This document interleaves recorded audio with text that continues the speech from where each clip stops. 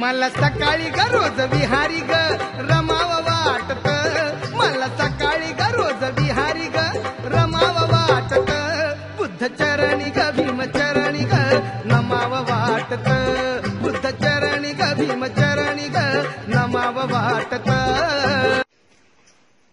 सविनय जय भीम. मी प्राध्यापक किरण मंगला गजानन थोरात आपणा सर्वांना सस्नेह जय भीम करतो. भारतीय बौद्ध महासभा वाडा तालुका आयोजित वर्षावास पुष्प 11वे आणि आजच्या प्रवचनाचा विषय आहे doctor Babasaheb Ambedkar symbol of knowledge. हा विषय चालू करण्या अगोदर भारतीय बौद्ध महासभेच्या अध्यक्ष आदरणीय हिरताई यांच्या अश्वगतीने चाललेल्या धम्मकार्यास पंचांग प्रणाम. त्याचबरोबर भीमरावजी आंबेडकर, प्रकाशजी आंबेडकर आणि तमाम ह्या धम्म चळवळीतल्या ही चळवळ पुढे नेणाऱ्या सर्वांना माझा सस्नेह जय भीम. आज आपण ह्या वर्षावासाच्या प्रवचन मालिकेत 11वे पुष्प गुंफत असताना आज विषय आहे तो symbol of knowledge doctor B.R. Ambedkar. But it's my question to each and everybody, why only doctor B.R. Ambedkar is a symbol of knowledge? Why? आपण का या विषयाला महत्व दिलं पाहिजे? आपण का वर भर देत नाही? मला एक सांगताना उदाहरण देऊन सुरुवात करायला चांगलं वाटेल. कारण का तथागत गौतम बुद्धांचे तत्व, तथागत गौतम बुद्धांची प्रिन्सिपल्स अंगीकारणारा एक देश अर्थात जपान. आज जपान एक वेगळ्या अँगलने का मार्गक्रमण करतोय तर तिथल्या एज्युकेशन सिस्टीम मध्ये विषय आहे तो व्हाय. कारण तुम्हाला कुठलीही गोष्ट सांगितली त्याच्यानंतर तुम्हाला जेव्हा प्रश्न निर्माण होतो हे का, त्या काला जेव्हा शोधायला जाताय तेव्हा तुम्ही चिकित्सक बनताय आणि बाबासाहेब असेच चिकित्सक होते. एक आदर्श उदाहरण देऊन आपण आजची सुरुवात करू की बाबासाहेबांनी त्यांचं मास्टरीचं एज्युकेशन कोलंबिया विद्यापीठात घ्यायला सुरुवात केलेली आणि हल्लीच कोलंबिया विद्यापीठाला 300 वर्ष पूर्ण झाली. ती 300 वर्ष पूर्ण झाली त्यावेळेस कोलंबिया विद्यापीठाच्या प्रशासकांनी, तिथल्या अधिकाऱ्यांनी एक सर्व्हे करायला ठरवला की 300वा वर्धापन दिन साजरा करताना आपण तो कसा करायचा. कारण का आजपर्यंत कोलंबिया विद्यापीठात लाखो विद्यार्थी शिकून गेले. आज त्यातले बहुतांश विद्यार्थी काही राजकारणात, काही समाजकारणात, काही उद्योजक अशा विविध क्षेत्रामध्ये प्रगतीपथावर आहेत. असे लाखो विद्यार्थी आहेत. पण त्यातला आपल्याला एक चांगला विद्यार्थी शोधायचा आहे आणि त्या विद्यार्थ्यांचा शोध घेण्यासाठी कोलंबिया विद्यापीठाची पूर्ण एंटायर टीम लागली कामाला. जवळपास 6-7 वर्षाचा दीर्घकाल पूर्ण जगभरात सर्व्हे करत होते आणि मग त्या एंटायर टीमनी शोध घेण्याचा प्रयत्न चालू केला. लाखो विद्यार्थ्यांचा डाटा गोळा होत होता आणि त्या लाखो विद्यार्थ्यांच्या आजच्या असलेल्या स्टेटसवर पूर्ण रिसर्च होत होतं. अशा लाखो विद्यार्थ्यांच्या डाटातनं 100 विद्यार्थी यांची निवड केली गेली. त्या 100 विद्यार्थ्यांच्या निवड झाली, परंतु त्या 100 विद्यार्थ्यांची निवड केली गेली आणि त्या 100 विद्यार्थ्यांमधनं एक बेस्ट कोण. आता 100 विद्यार्थ्यांमधनं एक काढणं हे मोठं जिकरीचं आणि अतिशय जोखमीचं काम होतं की असा विद्वान कोण. कोलंबिया विद्यापीठाच्या 300 वर्षाच्या इतिहासात विद्वान विद्यार्थी कोण ह्या शोधण्यामध्ये त्या 100 विद्यार्थ्यांपैकी एक नाव डिसाईड झालं. ते नाव डिसाईड होत असताना परत एक समोर ठरवला की जो कोणी विद्यार्थ्याचं नाव समोर येईल त्या विद्यार्थ्याचा पुतळा आपण बनवायचा आणि तो कोलंबिया विद्यापीठाच्या प्रवेशद्वारावर लावायला जायचा. आणि तो प्रवेशद्वारावर लावताना कोणाच्या त्रयस्थ व्यक्तीच्या नाही तर अमेरिकेच्या राष्ट्राध्यक्षांच्या हस्ते त्या पुतळ्याचं अनावरण होणार होतं. आणि झालं, नाव डिसाईड झालं, पुतळा बसवण्याची प्रक्रिया झाली, पुतळा बसवला गेला आणि ते पुतळा बसवल्यानंतर पुतळ्याच्या खाली एक अजरामर वाक्य लिहिलं गेलं, द सिम्बॉल ऑफ नॉलेज. आणि ते नाव दुसरं तिसरं कोणाचंच नव्हतं तर ते नाव तुम्हाला आम्हा सर्व भारतीयांना अभिमान वाटणारं, बहुजनांना फक्र असणारं, गर्व असणारं, अर्थात जलतज्ञ, अर्थतज्ञ, समाजशास्त्रज्ञ, विधिज्ञ अशा भारतरत्न, विश्वभूषण डॉक्टर भीमराव रामजी तथा बाबासाहेब आंबेडकर हे नाव होतं आणि ते नाव का होतं आणि त्याला महत्व काय की सर्वसामान्य परिस्थितीने अतिशय खडतड परिस्थितीत जाऊन ही शिक्षण घेणं ही गोष्ट वेगळी होती. तसे तर बरेच जण शिकत होते, धनदान घेऊन शिकत होते, विद्वान तेही होते, नाही असं नाहीये. परंतु अगदी सर्व खडतर परिस्थितीवर मात करून जगातला सगळ्यात कोलंबिया विद्यापीठातला विद्वान विद्यार्थी, हुशार विद्यार्थी म्हणून जो मान सन्मान डॉक्टर बाबासाहेब आंबेडकरांना मिळतो, इतकेच खऱ्या अर्थाने हा मान फक्त डॉक्टर बाबासाहेब आंबेडकरांना नव्हता, तर तो अखंड भारत देशाचा मान होता. आम्हाला त्याचा सार्थ अभिमान वाटतोय आणि असायलाही पाहिजे की doctor Babasaheb Ambedkar symbol of knowledge. But why? मी इथेही व्हायवरच आहे. पण ते का? तर त्याची गोमती बाजू ती होती की सगळ्या एक पावाच्या तुकड्यात ब्रेड आणि चहा ब्रेड याच्यावर दिवस काढले. अशा कंडिशनमध्ये शिकला हा विद्वान माणूस. आणि त्यातनं आज कोलंबिया विद्यापीठाची वेबसाईट ओपन केल्यानंतर एक वेबसाईटच्या खाली टॅगलाईन येते, we proud to feel doctor B R Ambedkar was our student. ही लाईन जरी एक बोलत असेल तर ही लाईन अखंड देशाचा मान सन्मान वाढवते. तथागत गौतम बुद्ध यांचं एक वाक्य आहे, यांचं एक तत्व होतं. त्या तत्वातलं ते तात्विक वाक्य, सत्याला सत्यासारखे पहा आणि असत्याला असत्यासारखेच पहा. अर्थात हे वाक्य जरी एक लाईन वाटत असेल तर बरंच काय मजेत अर्थ देतो. आणि ही चिकित्सक दृष्टिकोन याच्यासाठी असावं लागते. सत्याकडे सत्याच्या नजरेने बघणं आणि असत्याला असत्याच्याच नजरेने बघणं याच्याआधी तुमचा विवेक जागृत असावा लागतो. आणि म्हणून भारतीय जाती परिस्थिती बघताना एक विश्वविख्यात तत्ववेत्ते एच डुमॉन काय म्हणतात, ज्याला तर्क नाही तो धार्मिक होय, म्हणजे तो धर्मांध होय. ज्याला तर्कच नाहीये तो धर्मांध असतो. जो तर्क करू शकत नाही तो मूर्ख असतो.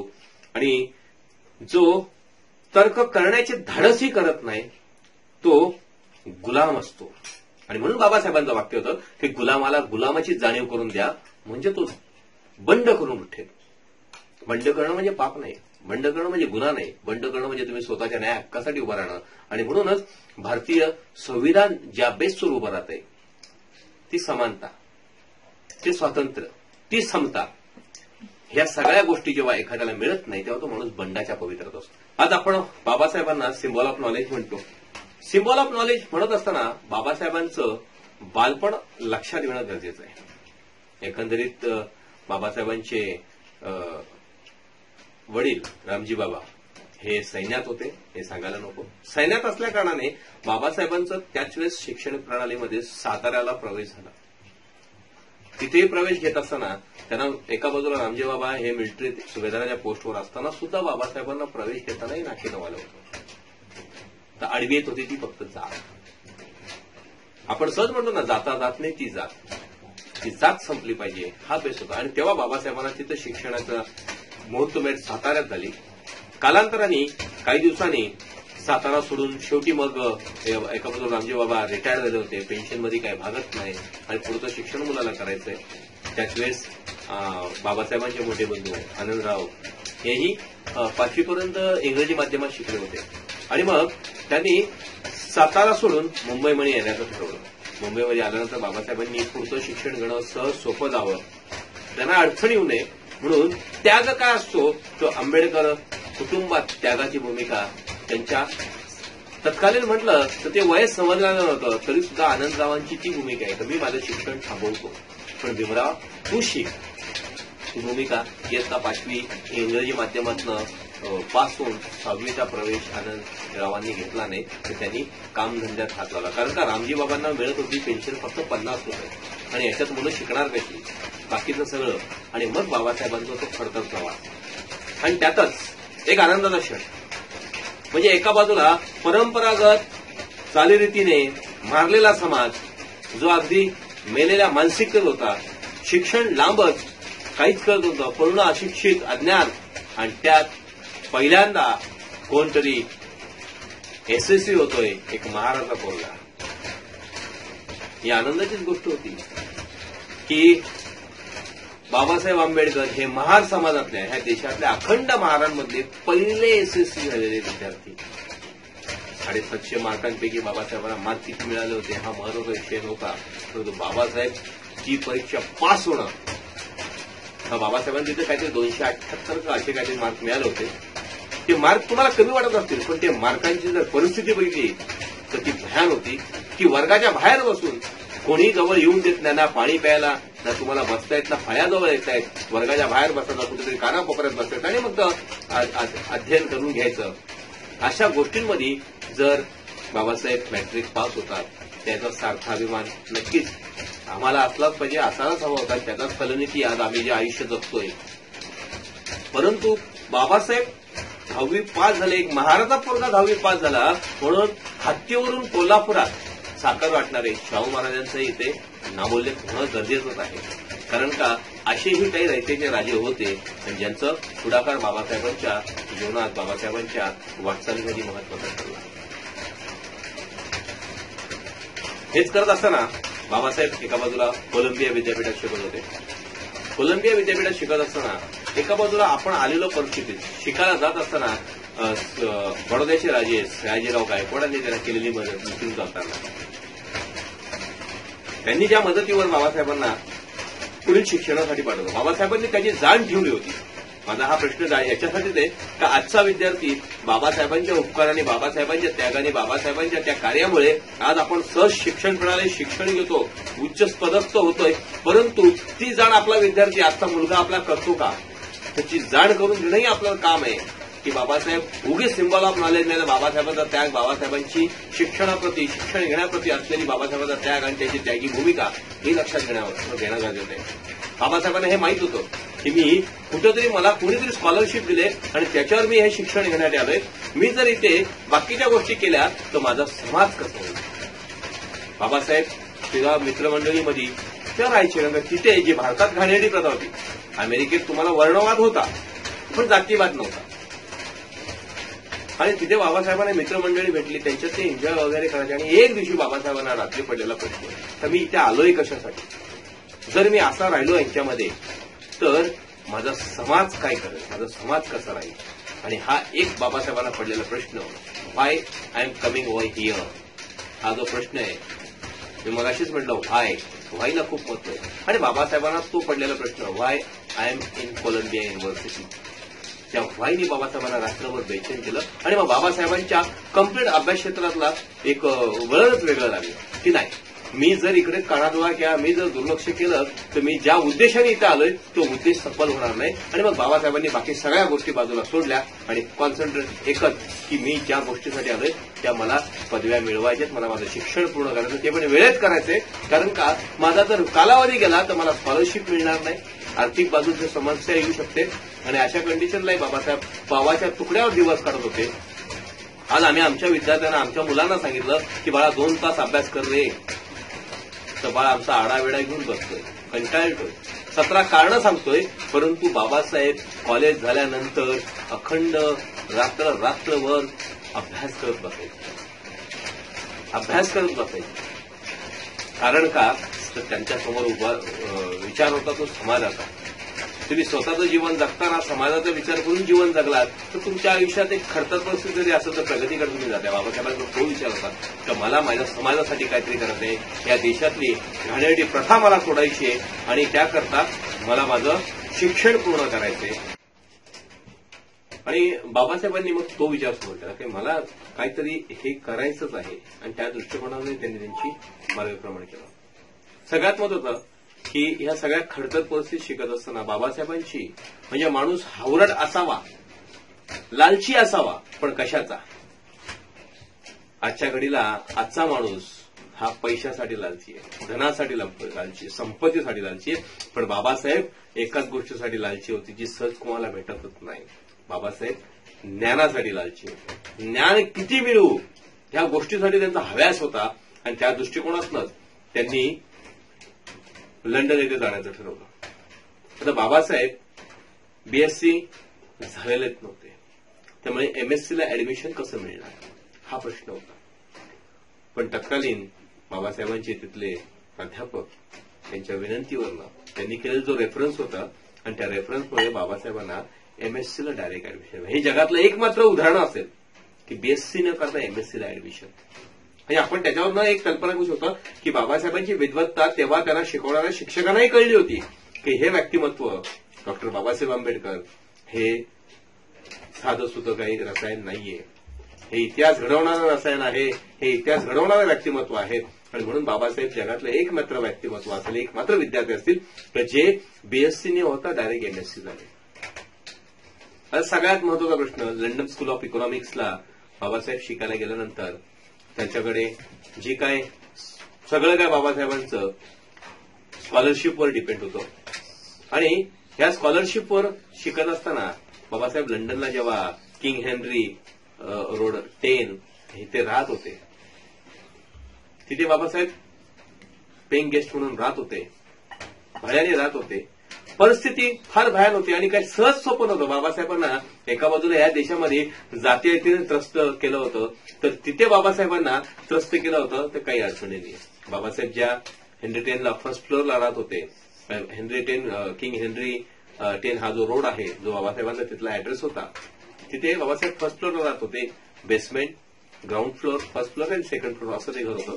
पण तिथली जी मालकीण होती, लाईट बिल जास्त येऊ नये, जास्त वेळ लाईट चालू का राहते म्हणून ती एका पर्टिक्युलर टायमिंगला लाईट बंद करून टाकायची. मग बाबासाहेबांकडे पर्याय नव्हता.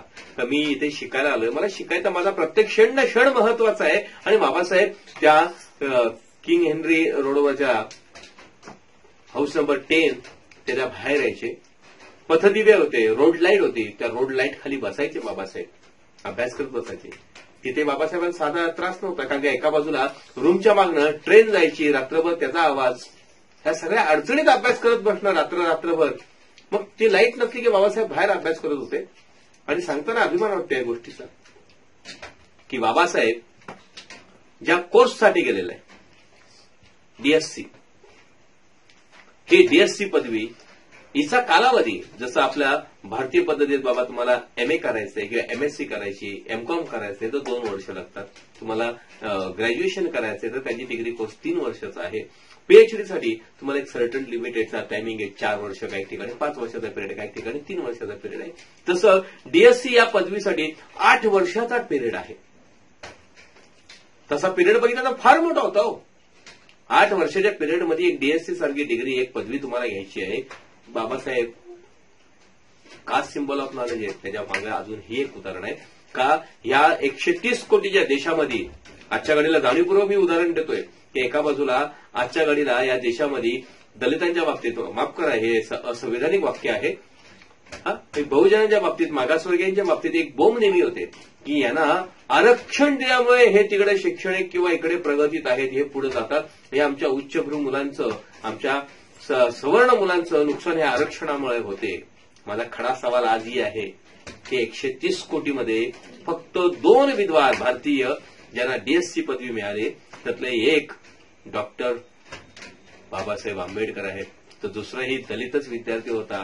प्राऊड फील होतंय की तेही भारताचे राष्ट्रपती होते, के.आर. नारायणन. दोन्ही मागासवर्गीय विद्यार्थी. मग मला तोच खरा सवाल आहे की एका बाजूला ह्या बोंबा मारणाऱ्या, आग तांडव करणाऱ्यांना हा खुल्याम उत्तर आहे की या जगात अचंबित असं काही केलंय तर ते मागासवर्गीयानेच केलंय. कारण का परिस्थितीचे चटके आणि ती जाण करून शिकणाऱ्याला आपला मार्गक्रमण करत असतो. बाबासाहेबांनी त्या दृष्टिकोनातून 8 वर्षाचा कोर्स डीएससी सारखा डॉक्टर ऑफ सायन्स ही पदवी फक्त 2 वर्ष 3 महिन्याच्या कालावधीत मिळवलेली आहे. ही अभिमानाचीच गोष्ट आहे. कारण का बाबासाहेबांना माहित होतं मी जास्त वेळ इथं राहिलो तर मला मिळणारी जी रसद आहे, जो मला अर्थपुरवठा आहे तो होणार नाही आणि मला माझं शिक्षण अपुरं सोडून जावं लागेल. कारण का सगळं काही डिपेंड दुसऱ्यावर होतं. बाबासाहेब शिक्षण घेत असताना त्यांना काही गोष्टी कौटुंबिक नुकसान भोगावं लागलं. त्यांची आपत्ती गेली नाही. आपत्ती गेलं तर आम्ही आज 12-12 दिवस घरात शांत बसतो. काय करू, कसं केलं, सर्वस्व लुटलं म्हणून फार काय डोक्यात करतो. बाबासाहेबांची स्वतःची आपत्ती गेली, पण तिथेही बाबासाहेबांनी विचार केला नाही तर मी जर इथं आज रडत बसलो, इथं जर मी थांबलो तर माझा समाज कायमचा थांबेल. आणि म्हणून बाबासाहेबांनी त्यांच्या स्वतःच्या मुलाच्या अंतिम क्षणालाही ते थांबले नव्हते, शिक्षणासाठी निघून गेले होते. ह्या गोष्टी विसरता येत नाही. आज एका बाजूला ह्याच बाबी सांगत असताना एक गोष्ट लक्षात घेता येते, ती म्हणजे की एका बाजूला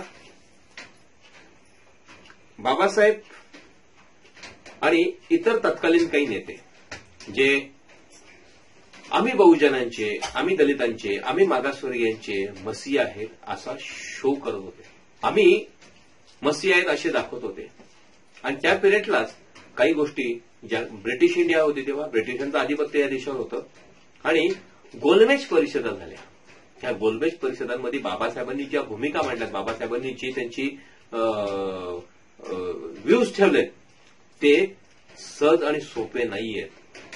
तिथे खुल्याम बाबासाहेबांचा गांधींना विरोध होता. गांधींचं हे म्हणणं येत होतं की मी इथल्या मागासवर्गीयांचा प्रतिनिधी आहे. बाबासाहेबांनी ती मुद्दा खोडूनच टाकला. का हो mister Gandhi, barrister Gandhi, you are representative of all that untouchables. तुम्ही अस्पृश्यांचे प्रतिनिधी कसे असू शकता? मी आलो त्यांचं प्रतिनिधी म्हणून. बाबासाहेबांनी ज्या भूमिका मांडल्या त्या निर्णायक होत्या. ब्रिटिशांना त्याच्यावर विचार करावा लागला. अत्यंत महत्वाची गोष्ट. कारण का तुम्ही जाता तर तुमची एक ओळख असते व्यक्ती म्हणून. राज्य म्हणून जाता, राष्ट्र म्हणून जाता तेव्हा त्याची ओळख वेगळी बनते. आज जगामध्ये काही झालं तर तुमच्या देशाची ओळख हे तुमचं एक सिम्बॉलिक बेसमध्ये असते. जसं की ऑलिम्पिकमध्ये एखादा देश मेडल मारतो, मेडल जिंकतोय जेव्हा खेळाडू, तेव्हा सिम्बॉलिक तिथे देशाचा नकाशा उभा केला जात नाही, तिथे देशाचा राष्ट्रध्वज फडकवला जातो. आपण बघत असाल त्या देशाची आयडेंटिफिकेशन मार्क त्या देशाचा राष्ट्रध्वज असतोय किंवा त्या देशाची राजमुद्रा. राजमुद्रा ही शासकीय बेसला अधिकृतरित्या तिला मान्यता देण्याकरता असते, परंतु देशाची ओळख म्हणून जे दाखवलं जाते ते राष्ट्रध्वज असते. मी आज जाणीवपूर्वक हा इतिहास सांगणार आहे राष्ट्रध्वजांचा. कारण का आजचा जो राष्ट्रध्वज अभिमानाने फडकताना आपण बघतोय ती बाबासाहेबांची देण आहे.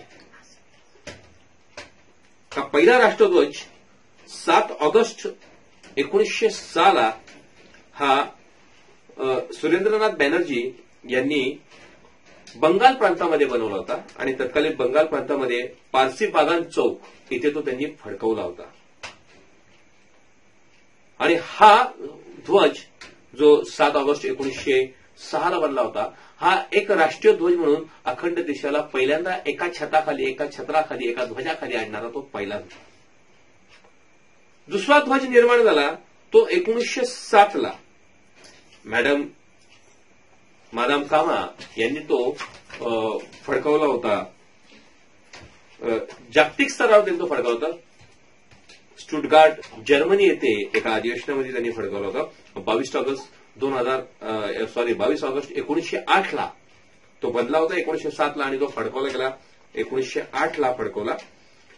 आणि त्यावेळेस तो खऱ्या अर्थाने भारताला आंतरराष्ट्रीय स्तराला भारताचं प्रतिनिधित्व करणारा किंवा भारताचा एक सिम्बॉलिक बेसमध्ये तो ध्वज जर्मनीमध्ये फडकवला होता. तो मादाम कामा यांनी फडकवला होता. तिसरा ध्वज पुन्हा एकदा निर्माण झाला. आज तुम्ही म्हणाल की बाबासाहेबांच्या या सिम्बॉल ऑफ नॉलेजमध्ये ध्वजाचा इतिहास काय सांगताय? महत्वाचा इतिहास आहे. कारण का ध्वज ही आज 130 कोटी लोकांचा प्रतिनिधी म्हणून जगाला दिसतो तो भारतीय तिरंगा. तो तिरंगा बाबासाहेबांची दिले म्हणून हे ध्वजांचा इतिहास कसा होतो तो तुम्हाला सांगतोय. तिसरा ध्वज 1916 साली बनला गेला आणि तो अगदी त्याचाही मजेशीर किस्सा आहे. तो बनवला गेला आणि तो साधारण 1916 टिळक जेव्हा बाळ गंगाधर टिळक जेव्हा तुरुंगातनं सुटले तेव्हा त्यांना तो प्रेझेंट दिला गेला होता. अॅनी बेझंट आणि होम रूल लीगचे काही कार्यकर्ते यांनी मिळून तो बनवला होता आणि तो टिळकांना प्रेझेंट दिला होता. मग टिळकांनी त्याला राष्ट्रीय ध्वज म्हणून पुढे आणण्याचं ठरवलं होतं. त्या ध्वजाच्या बाबतीत बराच इतिहास झाला. का तो ध्वज एका बाजूला कुठेतरी ब्रिटिशांचं आधिपत्य स्वामित्व पत्करल्यासारखं दिसत होतं आणि तो बहुसंख्य तत्कालीन भारतीय नागरिकांनी त्या ध्वजालाच नाकारला. कारण हा ध्वज एका बाजूला कुठेतरी ब्रिटिशांचं स्वामित्व पत्करल्यासारखं दिसत होतं. त्यात जे सिम्बॉलिक बेस होते ते कुठेतरी ब्रिटिशांचं स्वामित्व पत्करणारे होते म्हणून तो त्यावेळेस नाकारला गेला होता. त्याचबरोबर चौथा ध्वज पुन्हा एकदा 1929 मध्ये तयार केला. तो ध्वज बॅरिस्टर गांधींच्या सूचनेनुसार तयार केला होता. त्यात चरखा असावा अशी सूचना जालंधरचे लाला हरदास यांनी मांडलेली आणि तो ध्वज खूपच वादग्रस्त आणि चर्चेत राहिला. का त्या ध्वजाला पांढरा आणि काळा असे 2 रंग होते. त्या काळ्या रंगावर तत्कालीन शिखांनी सांगितलं का काळा रंग त्यात ठेवा जो शिखांचं प्रतिनिधित्व करत असेल, तो शीख समुदायाचा प्रतिनिधित्व म्हणून तो तिथे असेल, आणि पांढरा रंग हा उर्वरित जनसमुदायाचा असेल. त्याच्यावर खूप वादंग झाला आणि हा वादंग हा धर्माच्या कोर्टामध्ये हा वादंग गेला आणि या वादंगामध्ये गांधीजींना 6 वर्ष सजा झाली. आणि हा झेंडा गांधी झेंडा, चरखा झेंडा किंवा स्वराज्य झेंडा म्हणून ओळखला जात होता. 5वा ध्वज 1 एप्रिल 1931 कराची, तत्कालीन कराची पाकिस्तानात आज आहे ती, येथे प्रदर्शित केला गेला होता. हा पूर्ण भगव्या रंगाचा व त्यात निळ्या रंगाचा चरखा असा हा ध्वज होता. हा ध्वज तिथे गेला, पण त्याच वेळेस ध्वज कसा असावा भारतासाठी म्हणून एक समिती नेमली गेली, जी 6व्या ध्वजासाठी समिती नेमली गेली. त्या समितीचे सदस्य होते सरदार वल्लभभाई पटेल, मौलाना आझाद, मास्टर तारासिंग, बॅरिस्टर पंडित नेहरू, काका कालेलकर, डॉक्टर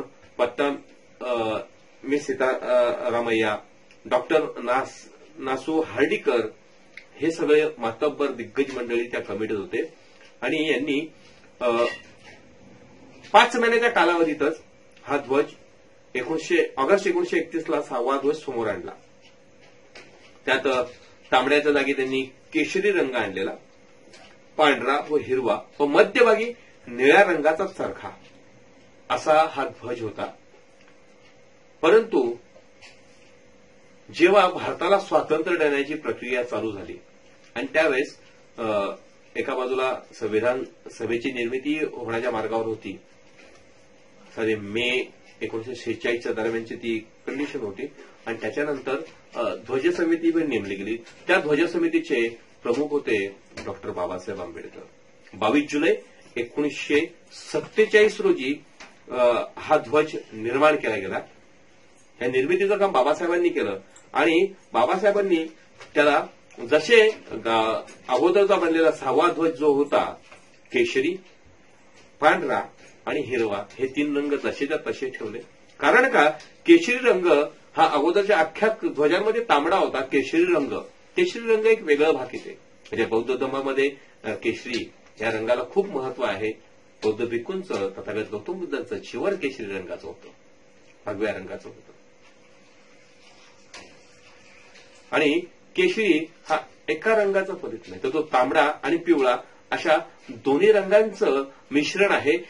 तांबडा रंग म्हणजे तुमचा त्यागाचं प्रतीक आहे, त्याग निर्माण करतो. तो पिवळा रंग हा मैत्रीभाव निर्माण करतो. बुद्ध धर्मामध्ये त्या पारमेनांमध्ये मैत्रीला खूप महत्व आहे आणि म्हणून बाबासाहेबांनी तो केशरी रंग ऍज इट इज ठेवला, जो एका बाजूला त्याग ही भूमिका बौद्ध धर्मामध्ये दिसते, एका बाजूला मैत्रीभाव हाही बौद्ध धर्मात दिसतो, आणि म्हणून बाबासाहेबांनी तो केशरी रंग तिला ठेवला. पांढरा रंग हा तुमच्या शुभ्रतेचं, तुमच्या शांततेचं, सत्याचं आणि प्रकाशाकडे घेऊन जाणारा मार्गाचा आहे. जिथे विवेकी विचार आहेत त्या विवेकी विचारांचा तो रंग एका बाजूला आहे की विवेकी विचार असेल तर तुम्ही सत्यता पाळता, तुम्ही ती शांतता, ती शांती समजता आणि तुम्ही प्रकाशाकडे मार्गक्रमण करता.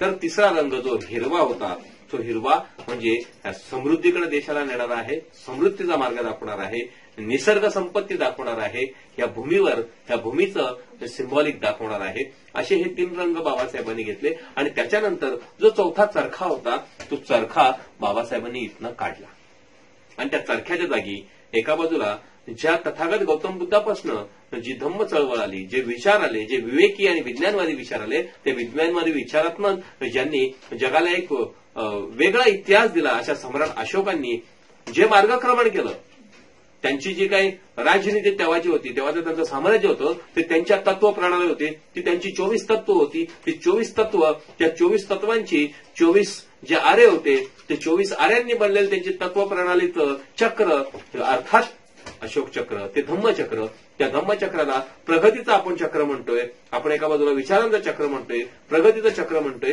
ते जीवनशैली बदलणारं चक्र होतं. आणि म्हणून बाबासाहेबांनी हा एका बाजूला बौद्ध धम्माला प्रगतीचा मार्ग देणारा, ह्या एका बाजूला प्रत्येक मानवी जीवनाला प्रगती दाखवणारा, आणि एवढंच नाही तर 24 तास तुम्हाला नजरेत राहणारा असा राजमुद्रा जेव्हा सांची स्तूपावरील सिंहस्तंभ घेतला गेला, तो चारी दिशेला सदैव रक्षणार्थ मी आहे असं ते सिंबॉल दाखवत असते. तेच दाखवत असताना एका बाजूला 24 तास मी प्रगतीचा मार्गक्रमण करणारा तो अशोक चक्र हा त्या आपल्या राष्ट्रध्वजामध्ये सिंबॉलिक मध्यभागी त्यांनी आणला. हा 7वा ध्वज बनत असतानाच एका बाजूला तारीख जवळ आलेली आहे आणि अशा वेळेस काही मंडळी महाराष्ट्रातली आवर्जून बाबासाहेबांकडे गेले. मी मजेदार किस्सा मुद्दामून सांगतोय की कदाचित ह्या देशाचा राष्ट्रध्वज हा भगव्या रंगाचाच असणार, पण बाबासाहेबांचा दूरदृष्टिकोनी विचारामुळे तो तिरंगी राहिला, तो बाबासाहेबांच्या विचारामुळे तो तिरंगी राहिला, अशोक चक्र सहित. आणि त्यावेळेस प्रबोधनकर ठाकरे, प्रके अत्रे आणि विनायक दामोदर सावरकर ही मंडळी बाबासाहेबांकडे गेली. तर बाबासाहेब, तुम्ही ध्वज समितीचे प्रमुख आहात, त्यामुळे तुम्ही हा आपला ध्वज आहे हा अखंड भगव्या रंगाचा करा. बाबासाहेबांनी त्यांना होकार दर्शवला. हो, भगवा रंग मलाही आवडतो. त्यावेळेस बाबासाहेबांनी स्पष्ट सांगितलं का बुद्ध धम्मात तथागत गौतम बुद्ध तुचीवर भगव्या रंगाच होतो, भगवा रंग मलाही आवडतोय, परंतु आताच्या घडीला समितीने तो ध्वज मान्य केलेला आहे. समितीसमोर तो मांडलेला आहे, रंगाला मान्यता मिळाली. आणि तुम्हाला जर वाटत असेल की या देशाचा ध्वज भगवा असावा तर आपण या समितीसमोर आपण आपला प्रस्ताव ठेवावा, आपण हरकत ठेवावी की असा आपली सूचना मांडा. परंतु सूचना मांडायला यापैकी कोणीही गेला नाही. नाही प्रबोधनकार ठाकरे गेले, नाही प्रके अत्रे गेले, नाही सावरकर गेले. आणि मग या देशाचा पहिल्यांदा ध्वज फडकला 15 ऑगस्ट 1947 तिरंगा अशोक चक्रित, तो बाबासाहेबांची देणे. असा एकंदरीत थोडासा राष्ट्रध्वजाचा किस्सा होता. आता तुम्हाला प्रश्न पडेल, राष्ट्रध्वजाचा किस्सा आणि सिम्बॉल ऑफ नॉलेज बाबासाहेबांचा काय संबंध आहे? अत्यंत महत्वाचा आहे. कारण का या जगामध्ये तुमच्या देशाची ओळख तुमचा राष्ट्रध्वज आहे आणि तो राष्ट्रध्वज बाबासाहेबांच्या अगदी दूरदृष्टिकोनातून निर्माण आहे. म्हणून बाबासाहेब तिथेही कुठेतरी एक नॉलेजचं सिम्बॉल ठरतात. आता बाबासाहेबांच्या ह्या जीवनचरित्रामध्ये चिखल अडचणी येत गेल्या. त्यांची विद्वत्ता, त्यांना सिम्बॉल ऑफ नॉलेज का म्हणतो याच्या बाबतीत त्यांचे वेगवेगळे तर्क आपण मांडू शकतो.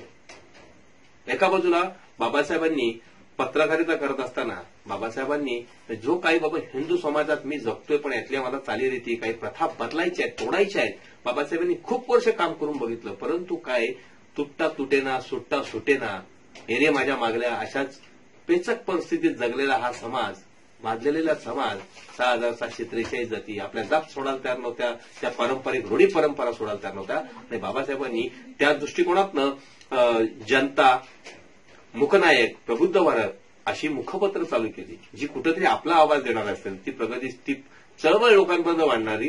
परंतु त्याही लोकांच्यात काही फरक पडत नव्हता, समाजात काही फरक पडत नव्हता. आणि मग बाबासाहेबांनी एक निर्णय घेतला की मी आता मला काहीतरी चेंज करावंच लागेल. आणि मग येवला मुक्कामी बाबासाहेबांनी 1935ला येवला मुक्कामी बाबासाहेबांनी घोषणा केली की मी हिंदू म्हणून जन्माला आलो पण हिंदू म्हणून मरणार नाही. ही घोषणा अख्ख्या जगामध्ये, देशामध्ये नाही जगामध्ये अगदी एक उथलपथल करून टाकणारी होती. आणि मग त्याच्यानंतर बाबासाहेबांकडे सगळ्यांचा रेटा लागला की बाबासाहेब तुम्ही आमचा धर्म स्वीकारा, बाबासाहेब तुम्ही आमचा धर्म स्वीकारा. शीख आले, मुसलमान आले, ख्रिश्चन आले, सगळे बरेच जण आले. बाबासाहेबांनी एक शांत विचार केला आणि त्याच पिरियडला काही ही जाती येते पिचलेली समाजही बाबासाहेबांनी येऊन भेटला. बाबासाहेबांना तत्कालीन काही मातंग समाजाचे लोक येऊन भेटले, काही देवदासी येऊन भेटल्या, असे अनेक जातीतले लोक बाबासाहेबांनी येऊन भेटले. आणि 16 जून 1936ला बाबासाहेबांनी पोईबावडी मुंबई येथे बाबासाहेबांचं ह्याच विषयाअंतर्गत भाषण होतं. त्याच बाबासाहेबांनी स्पष्टपणे कठोर भूमिकेत सांगितलं की मी धर्म बदलतोय, याचा अर्थ फक्त ह्या घरातनं निघून त्या घरात जातो असं नाही, त्याच्यासाठी बरेच काही पराकाष्ठ आहे. आणि तुम्ही जर फक्त त्या दृष्टिकोनात येत असेल की हे गेल्याने आपण काहीतरी वेगळे दिसू आणि मग आपला, तर अजिबात नाही. तत्कालीन देवदासींनी बाबासाहेबांना सांगितलं तर बाबासाहेब आम्हालाही तुमचा धर्म स्वीकारायचा आहे, तुम्ही जो स्वीकारताय तो धर्म आम्हाला स्वीकारायचा आहे. त्यात बाबासाहेबांनी त्यांना स्पष्टपणे टोकलं की तुम्हाला ज्या काही तुमच्यात असलेल्या चुकीच्या गोष्टी आहेत त्या तुम्हाला सोडाव्या लागतील. कारण का स्त्री हे समाजाचा अलंकार असते, स्त्री हे समाजाचं एक भूषण असते आणि आपण जे काम करताय हे स्त्री म्हणून शोभणारं नाहीये, ते दूषण लावणार आहे. स्त्री हे समाजाचा अलंकार आहे, तुम्ही अलंकारासारखे राहणार असाल, तुमच्याकडनं घडत असलेल्या चुकीच्या गोष्टी तुम्ही सोडणार असाल तर तुम्हाला मी स्वागत असेल, परंतु हे जर तुमच्याकडे सुटणार नसेल तर कदापि चुकून माझ्यासोबत तुम्ही धर्मांतर करू नका. हे बाबासाहेबांनी स्पष्टपणे, तुम्ही आल्याने फक्त काय होणार आहे तर माझ्या जोडीला धर्मांतर करणारे, धर्म स्वीकारणाऱ्यांची संख्या वाढणार आहे आणि ती नाही वाढली तरी भेटतात, परंतु मला एका तत्वामध्ये समाजाच्या जो मार्गक्रमण मी करतोय तो करणारे मला पाहिजेत. हे बाबासाहेब स्पष्ट वक्ते होते.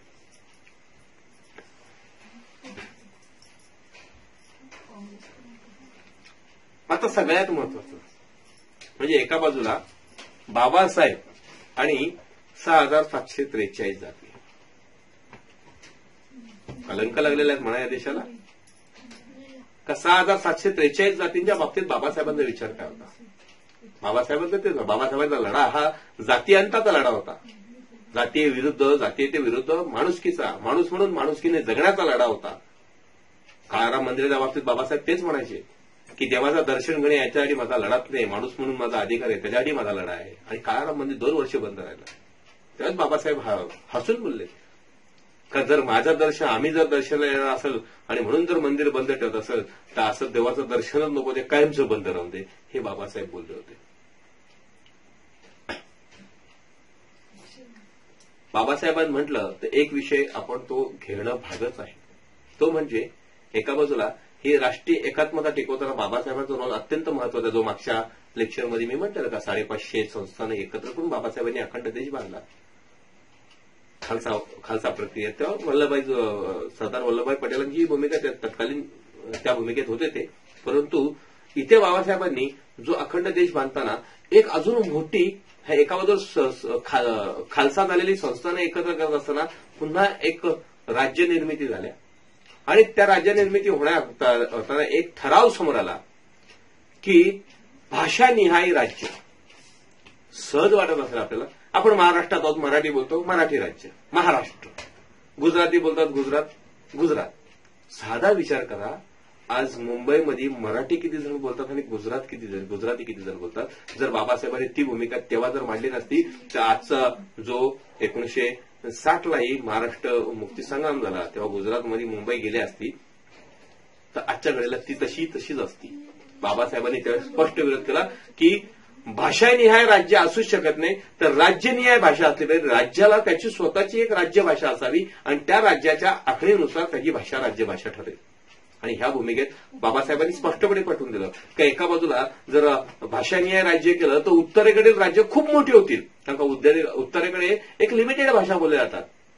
बिहार प्रांतात बिहारी बोलली जाते, उत्तर प्रदेशमध्ये हिंदी, भोजपुरी अशा काही ठराविक भाषा बोलल्या जातात आणि पंजाबकडे पंजाबी, हे अशा काही ठराविक भाषा. त्यामुळे ही राज्य खूप मोठी होतील आणि दक्षिणेत जी राज्य आहेत ही छोटी होतील, कारण का दक्षिणेकडे विविध भाषा बोलल्या जातात. आपण आता साधा जर आपली महाराष्ट्राची बाउंड्री क्रॉस केली तर तुम्हाला लगेच तमिळ भेटेल, जिल्ह्यात लगेच थोड्या क्षणात तुम्हाला कन्नड भेटेल, तेलुगू भेटेल, अशा अनेक भाषांचा समोर असतात. त्यामुळे बाबासाहेबांनी ती गोष्ट तेव्हा तोडली आणि बाबासाहेबांनी पटवून दिलं की नाही, राज्य निहाय भाषा असली पाहिजे, भाषानिहाय राज्य होणार नाही. आणि त्याची फलनीती आज किमान ही 36 राज्य उभी आहेत, त्यांना त्यांच्या स्वतःच्या भाषा आहेत.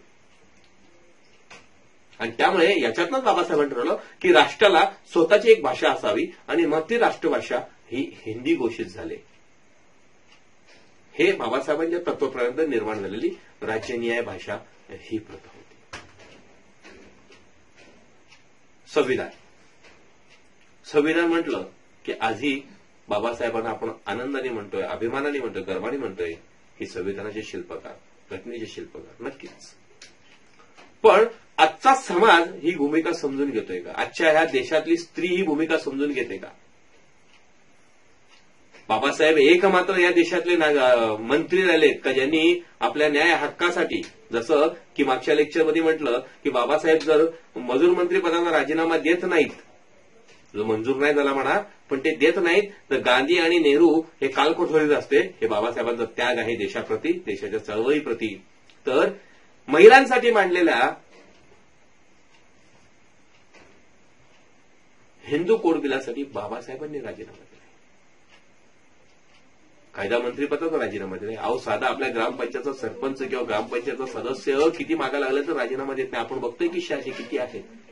पण बाबासाहेब हे समाज हित बघणार होते. ज्या गोष्टीसाठी इथं आलोय ती गोष्ट मला करायला जर मिळत नसेल, इथं राहण्याचा मला अधिकार नाही, ह्या तत्वातले बाबासाहेब होते. तेव्हा त्या हिंदू कोडबिल विरुद्ध बाबासाहेबांनी राजीनामा दिला. पण आज सजग आणि अगदी शानो शौकतने जगणारी भारतीय स्त्री, हिला बाबासाहेब आठवतो का? आठवतो का बाबासाहेब? नाही, नाहीच म्हणावं लागेल. का काल परवा कोणतरी उठून काहीतरी लिहिते हा का? ते एका बाजूला जातीयतेचा जो पगडा अजूनही या देशामध्ये 21व्या शतकात आहे, तो अजूनही सुटलेला नाहीये.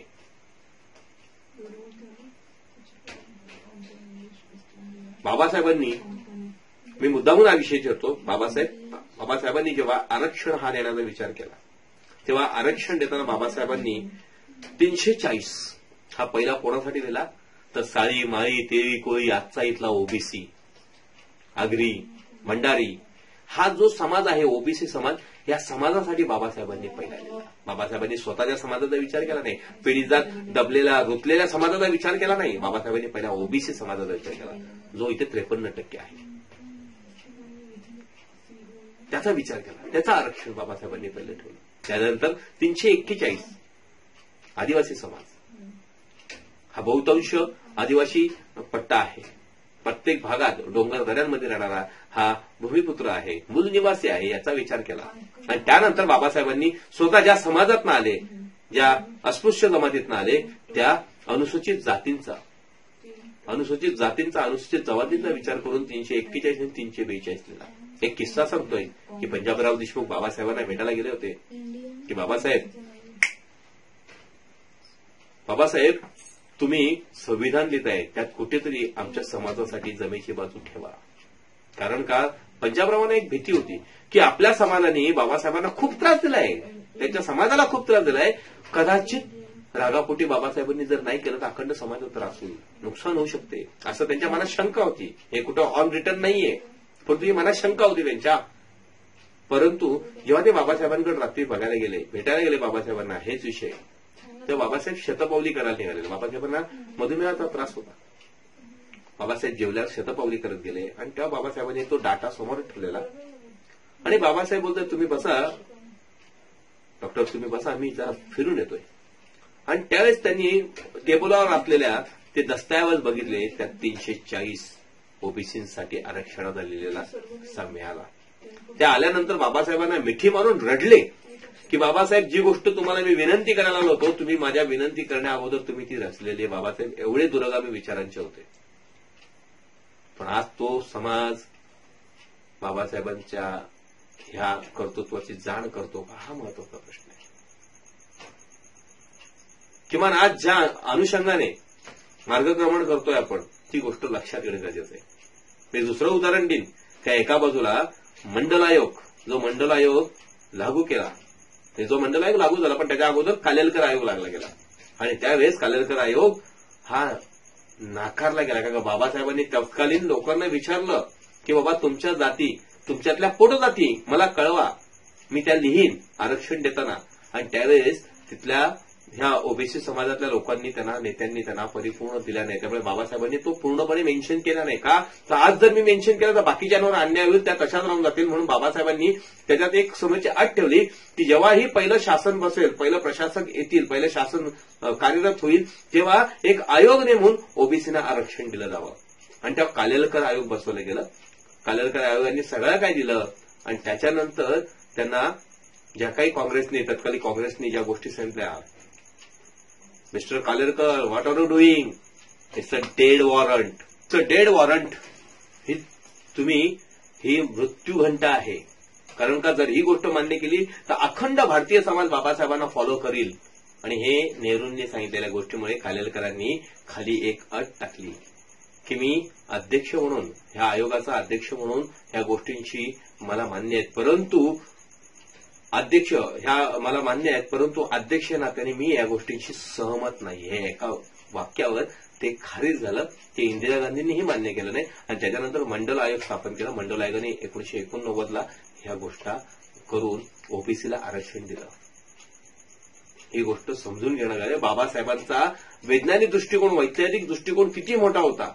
आम्ही का बाबासाहेबांना सिम्बॉल ऑफ नॉलेज म्हणतो, तो बाबासाहेबांचा हा दूरगामी विचार तेव्हा ओबीसीना, परंतु आजही ओबीसी समाज त्या दृष्टिकोनाने मार्गक्रमण करतो का, हा महत्वाचा मुद्दा आहे. आता जाता जाता एक दोन गोष्टींना मी हात घालून सांगेन. आणि मग बाबासाहेब काय म्हणतात. बाबासाहेबांनी सगळं करताना काय आहे, ही शब्द के इंसान लेकर आया है, शब्द के इंसान लेकर आ गया मैं, अर्थ का ईमान लेकर आ गया मैं. शब्द के इंसान लेकर आ गया मैं, अर्थ का ईमान लेकर आ गया मैं, वक्त के परछाई को मोड़ देने क्रांती का अभियान लेकर आ गया मैं. बाबासाहेबांनी हा जो आणलेला क्रांतीचा अभियान आहे हा आपल्याला पुढे न्यायचा आहे, कारण का त्यांनी दिलेला विचार आपल्याला पुढे टिकवायचा आहे. आणि मग ह्या सगळ्या गोष्टी करताना बाबासाहेब आज आम्ही काय करतोय, एका पार्टीतनं दुसऱ्या पार्टीत, दुसऱ्या पार्टीत तिसऱ्या पार्टीत समोरच्याने मदत केलेली उद्या विसरून जातो. बाबासाहेब त्यातले बिलकुल नव्हते. बाबासाहेबांना माहित होतं का मी उभा राहण्यात काही लोकांचा महत्वाचा वाटा आहे. बाबासाहेबांवर जो पगडा होता विचारांचा तो होता बुद्ध, कबीर, ज्योतिराव फुले, शाहू, छत्रपती शिवाजी महाराज ह्या महापुरुषांचा विचारांचा पगडा होता. बाबासाहेबांच्या एक त्या जीवनात कबीरांचा बोलाय ना की बेटा ऐसी बोली बोल की कोई ना बोले झूठ और ऐसी जगह बैठ की कोई ना बोले उठ. ह्या कबीरांच्या एका वाक्याचा पगडा बाबासाहेबांच्या डोक्यावर खूप होता. मला असं काय करायचंय की जे माझं असेल तिथनं मला कोणी हटवूही शकत नाही आणि उठवूही शकत नाही. या दृष्टिकोनानं बाबासाहेबांनी काम केलं होतं. आणि मग बाबासाहेबांनी काय तर बाबासाहेबांनी संविधान निर्माती करताना मी मगाशीच म्हटलंय क्या क्रांती का अभियान लेकर आया हूं मैं. संविधान हे क्रांतीचं अभियान होतं. आता सध्याची परिस्थिती कठीण आहे, सजग राहणं गरजेचं आहे. आणि मग त्यावेळेस बाबासाहेबांनी काय की जी समता, जी बुद्धाच्या अपेक्षित जी बुद्धानं होती ती समता, ती बंधुता, तो मैत्रीभाव ह्या संविधानाच्या माध्यमातून स्वातंत्र्य, समता, बंधुता ह्या बेसवर संविधानात मांडलं गेलं. आज आम्ही सगळं काय करतोय, पण तत्कालीन जे संविधान पहिलं तयार झालं आज त्यात खूप चेंजेस झाल्या, पण त्या संविधानाला 395 कलम काय आहेत आपल्याला माहित आहे का. कारण का एका बाजूला पिढी जात खचलेली स्त्री, चूल आणि मूल याच्या पलीकडे कुठलाच अधिकार नसलेली स्त्री, उपभोगाचं साधन म्हणजे स्त्री, जिला कोणतेही अधिकार नव्हते, तेव्हा राष्ट्रपिता महात्मा प्रतिभा ज्योतिबा फुलेंनी एक पहिला बंड केला, समाजाच्या रूढी परंपरेविरुद्ध बंड केला. आणि सोबत कोण होत्या तर क्रांतिज्योती सावित्रीबाई फुले. बंड केला स्त्री शिक्षणाचा. आणि त्याच वेळेस मदत करणाऱ्या कोण होत्या तर त्या मुस्लिम समाजाच्या फातिमा बेगम शेख. आणि पहिली शाळा भरली ती भिडेवाड्यामध्ये. त्या भिडेवाड्याचा नंबर होता घर नंबर 395. क्रांतीचं पाऊल तिथनं पडलं होतं. आणि म्हणून बाबासाहेबांनी ज्योतिबा फुलेंना आपले गुरु मानले होते. कबीरांना ते गुरु म्हणायचे, बुद्धांना ते गुरु म्हणायचे. आणि म्हणून गुरुदक्षिणा काय असावी, गुरुच्या प्रती आपली कृतज्ञता कशी व्यक्त करावी तर संविधानात 395 कलम ही महात्मा ज्योतिबा फुलेंना वाटलेली त्यांनी अभिवादन आहे, आदरांजली आहे. एका बाजूला ज्या शाहूंनी बाबासाहेब एसएससी पास झाले, एक महाराजा पोरगा एसएससी पास झाला म्हणून हत्तीवरनं पेढे वाटले होते, साखर वाटली होती. बाबासाहेब समाजाविरुद्ध या साली रूढींच्या प्रथांच्या विरुद्ध आवाज उठवतात. यांना मुखपत्र काढायचं, यांचं आवाजासाठी स्वतःचं वृत्तपत्र असलं पाहिजे. कारण का टिळकांनी त्यावेळेस बाबासाहेबांच्या जनतेची ऍडही छापायचं नाकारलं होतं. एवढी धार्मिकता, एवढी जातीयता टिळकांकडे पण होती. आणि मग बाबासाहेबांनी ही गोष्ट लक्षात आणून शाहू महाराजांनी त्या पिरियडला त्यांना 5,000 रुपयाची मदत केली. कदाचित माझा आकडा चुकू शकतो, पण शाहू महाराजांनी आर्थिक मदत केली हे ठाम आहे. आणि त्यातनं उभारायला जनता कोणाची, हे मला हेच म्हणायचंय की बाबासाहेबांनी त्या शाहू महाराजांना अपेक्षित होता जे आरक्षण.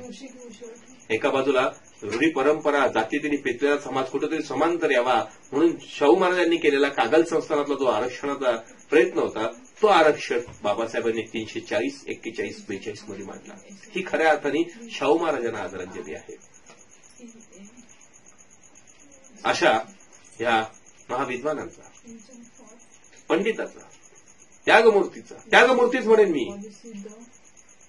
त्यांनी जो केलाय त्याग, त्या त्यागावर आज आम्ही जगतोय, ऐशोआराम जगतोय. आणि म्हणून बाबासाहेबांच्या प्रती ही कृतज्ञता व्यक्त करणं आपलं भाग्य समजतोय, आपण आपलं कर्तव्य समजतोय. बाबासाहेबांच्या कर्तृत्वावर आपण आपलं भाग्य उचलून घेतलंय. त्यामुळे बाबासाहेबांचे विचार कुठपर्यंत ठेवायचे हा लक्षात घ्या. बाबासाहेबांच्या विचारांचा गाडा पुढे नेणं आपलं काम आहे. बाबासाहेब एक म्हटलेलं वाक्य होतं की हा समाजाचा रथ मी इथपर्यंत आणून सोडलाय समतेचा, हा तुम्हाला पुढे नेता नाही आला तर किमान मागं खेचू नका. माझी हीच तुम्हाला नागरिकांना विनंती आहे, बांधवांना विनंती आहे की बाबासाहेबांचा हा रथ पुढे न्यायचा. बाबासाहेबांनी तेव्हा मांडलेला विचार आहे, why we call Babasaheb is a symbol of knowledge. ह्याच गोष्टीमुळे सांगतोय की बाबासाहेबांचे तेव्हा दूरगामी विचार आजही आपल्याला प्रत्यक्ष दिसतात. आणि म्हणून अभिमानाने सांगेन, we proud to feel doctor B R Ambedkar is a symbol of knowledge. आपण यातनं चांगला बोध घ्यावा, आपल्या मुलांना शिक्षित करा, वाचायला शिका, वाचाल तर वाचाल हा एक महत्वाचा बोध घ्या. आज या भारतीय बौद्ध महासभेच्या वर्षाभास प्रवचन मालिकेतनं किमान एक चांगला विषय मांडण्याची मला संधी मिळाली. कदाचित माझी मतं तुम्हाला चुकीची वाटली किंवा वेगळी वाटली तर तुम्ही तुमच्यातलाच एक लहान बंधू म्हणून मला समजून घ्याल आणि मला ही संधी दिली त्याबद्दल मी भारतीय बौद्ध महासभा वाडा तालुका सुजय जाधव, विनोद वाघचौडे, आतिश बागुल, त्यांची एंटायर टीम, प्रकाशजी जाधव, गुरुजी केंद्रीय शिक्षक, तसेच किरण गायकवाड, जिल्हाध्यक्ष पालघर, या सगळ्यांचे मी धन्यवाद व्यक्त करतो. जय भीम, नमो बुद्धाय. थँक्यू.